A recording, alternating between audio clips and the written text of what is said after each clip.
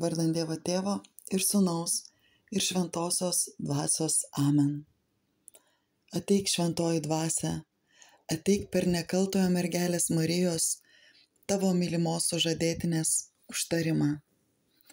Ateik šventoji dvasia, ateik per nekaltojo mergelės Marijos, tavo mylimos sužadėtinės užtarimą. Ateik šventoji dvasia, ateik per nekaltojo mergelės Marijos, tavo mylimos sužadėtinės užtarimą. Šventosios Evangelijos pagal Joną skaitymas.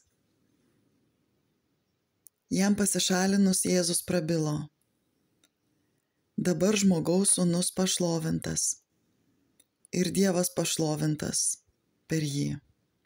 O jeigu Dievas pašlovintas per jį, tai Dievas pašlovins jį pas save, bematant jį pašlovins.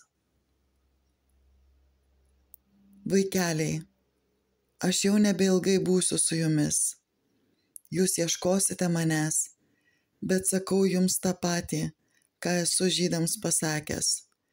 Kur aš einu, jūs negalite eiti.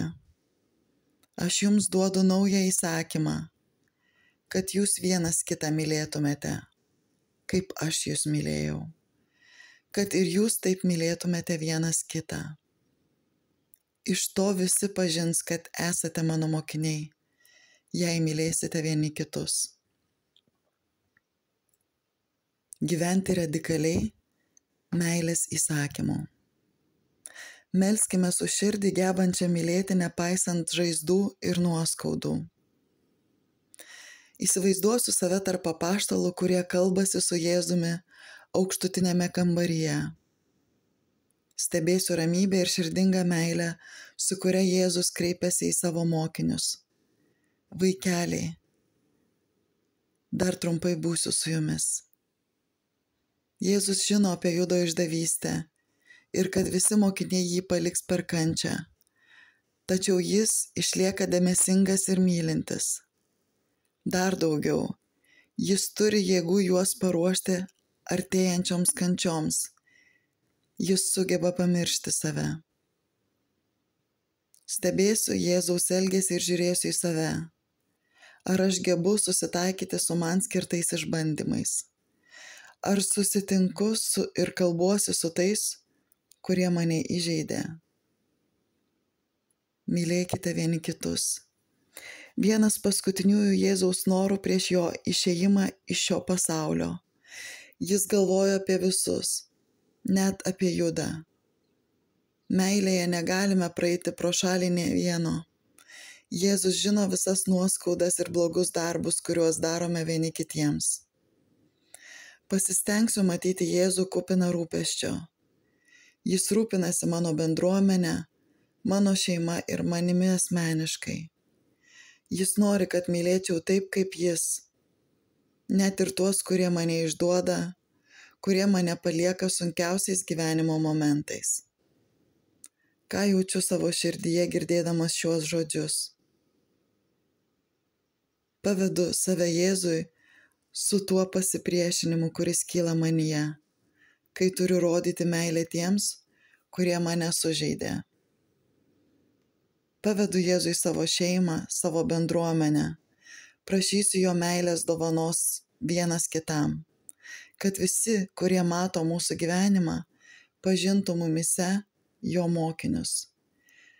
Prašysiu atleidimo už kiekvieną blogą liudijimą savo šeimoje ir bendruomenėje. Kartosiu, išgydyk mūsų santykius. Dievo motinos mokykloje. Švenčiausios mergelės Marijos taikos karalienės pranešimas 2020 m. kovo 18 d. Brangus vaikai, mano sūnus kaip Dievas visada žvelgia anapus laiko. Aš kaip jo motina per jį matau laike. Aš matau gražius ir liūdnus dalykus, bet taip pat matau, kad dar yra meilės ir kad reikia padaryti viską, kad ji būtų atpažinta. Mano vaikai, jūs negalite būti laimingi, jei nemylite vieni kitų. jei nėra meilės kiekvienoje situacijoje ir kiekvienoje jūsų gyvenimo akimirkoje. Ir aš kaip motina ateinu pas jūs iš meilės, kad jums padėčiau pažinti tikrąją meilę, pažinti mano sūnų.